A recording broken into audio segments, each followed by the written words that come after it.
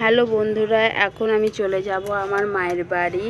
আর তার আগে তোমাদেরকে দেখাবো একটা ফুল গাছ। আমার মেয়ে লাগিয়েছিল এই ফুল গাছটা, তা তোমাদেরকে দেখাচ্ছি। এটা কমেন্ট করে বলবে কি ফুল গাছ। একদিকে ফুল ফুটেছে বেগুনি কালারের, আর একদিকে ফুল ফুটেছে হালকা গোলাপি। এবার আমি চলে এলাম মায়ের বাড়ি।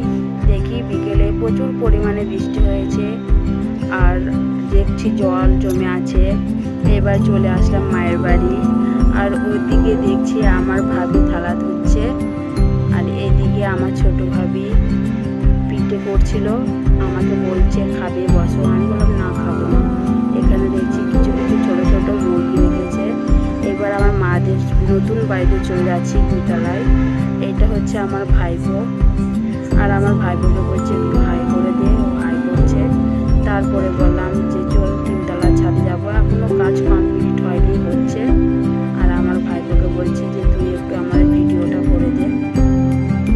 আর আমার ভাইপো আমার ভিডিও করে দিচ্ছিল। এসে দেখছি মুরগির ছানাগুলোকে পাখির বাসার ভেতরে ভরে রেখেছে, তাই আমাকে দেখে খুব হাসি পাচ্ছিল। এরপর চলে যাচ্ছি আমি বাড়ি। ভিডিওটা কেমন হয়েছে কমেন্ট করে